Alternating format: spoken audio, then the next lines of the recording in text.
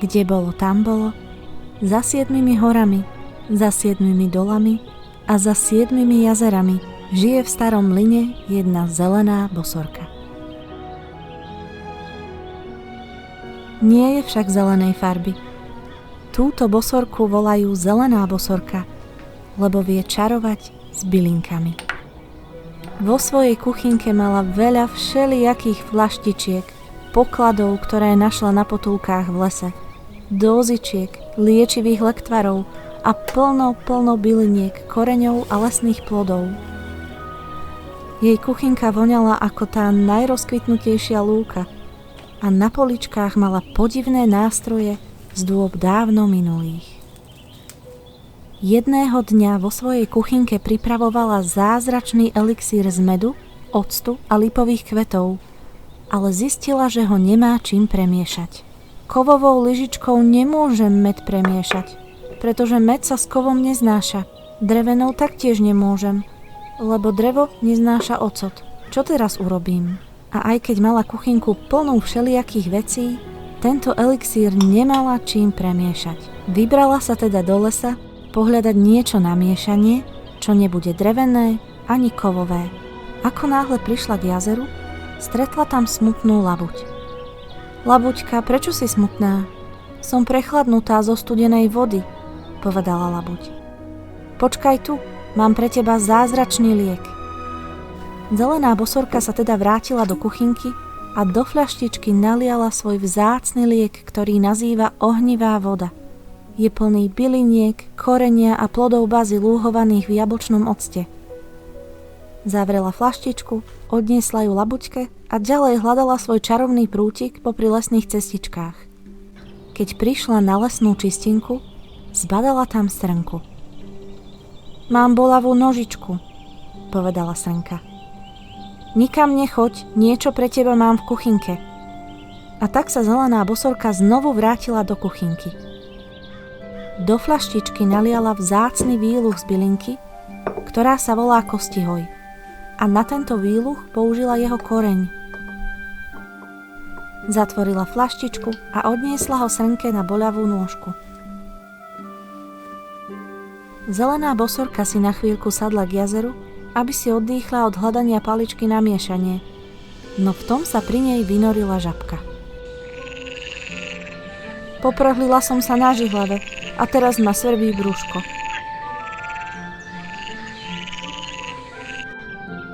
Zelená bosorka sa ponáhľala do kuchynky a vyrobila balzám zo skorocelu, ktorý ihneď žabke pomohol.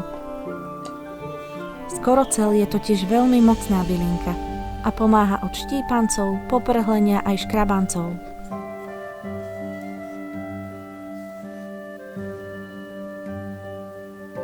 Odniesla ho žabke a ďalej hľadala paličku pod stromami. No v tom začula vtáčika červienku. Zelená bosorka, prosím, pomohla by si aj mne? Nedá sa mi ani očka zažmúriť. Cvrčky v noci príliš tvrlikajú a stále ma budia. Zelená bosorka ihneď vedela, čo červienke pomôže. Kamilkový čaj na dobrý spánok. Zaliala teda sušené kamilky horúcou vodou, nechala 10 minút odstáť a odniesla čajík červienke.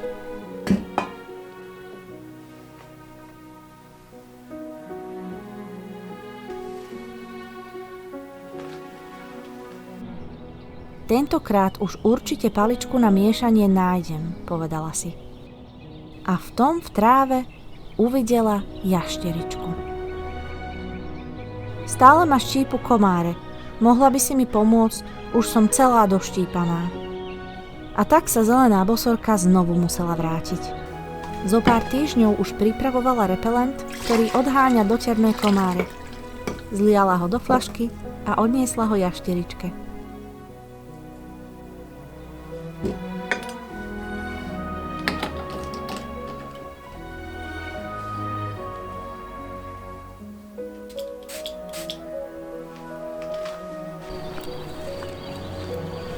A hoci sa už pomaly stmievalo, stále nenašla nič, čím by mohla svoj elixír premiešať.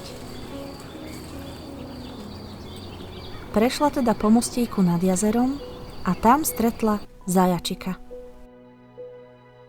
Mám horúčku, včera som prechladol, pomôžeš mi?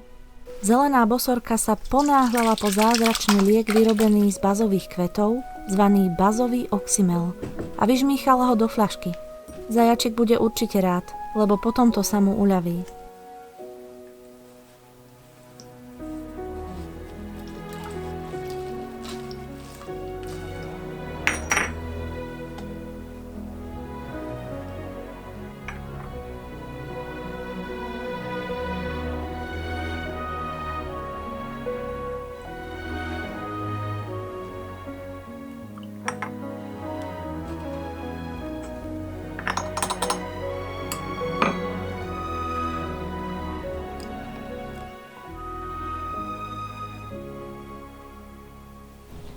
Už bola takmer celkom tma, keď bosorka stále hľadala, no nemohla nájsť nič na miešanie.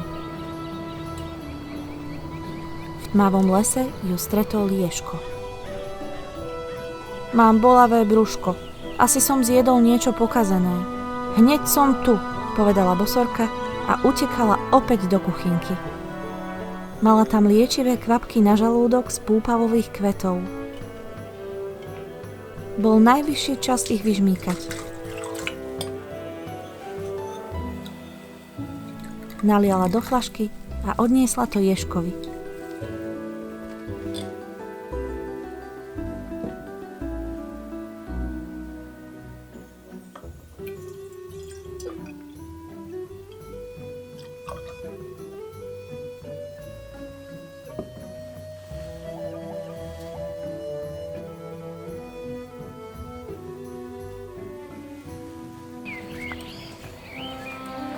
Tma čoraz viac striedala svetlo a chodníček osvetľoval už len mesiac.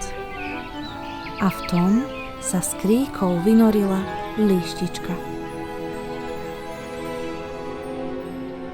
Veľmi ma škriabe v krku a stále kašlem, povedala líška.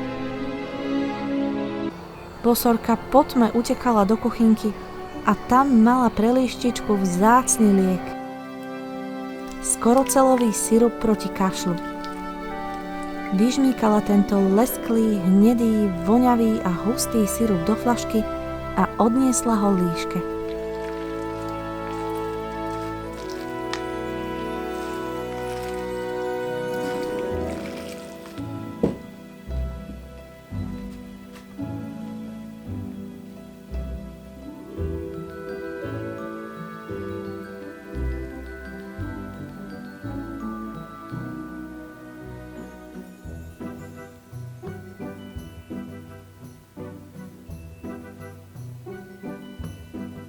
A už celkom za tmy zelená bosorka kráčala s lampášikom po lese, ale stále nenašla nič, čím by lipový elixír zamiešala.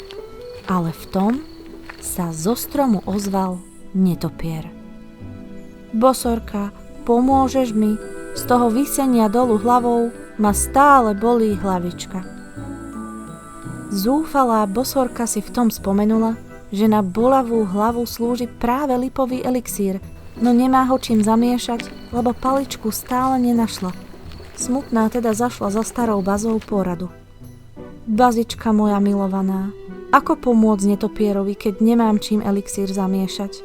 Ani drevené, ani kovové. Čo mám robiť? A v tom jej stará baza hovorí: pozri sa k môjmu pníku, celkom dolu. Možno nájdeš, čo hľadáš.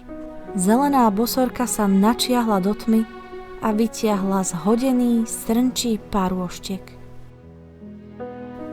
To je presne, čo som hľadala. Ani drevené, ani kovové. Proste magické. Konečne mohla zamiešať svoj lipový elixír. Odniesla ho netopierovi a potom sa už len zohrievala pri ohníčku pod nádhernou oblohou posiatou hviezdami v jej milovanom lese.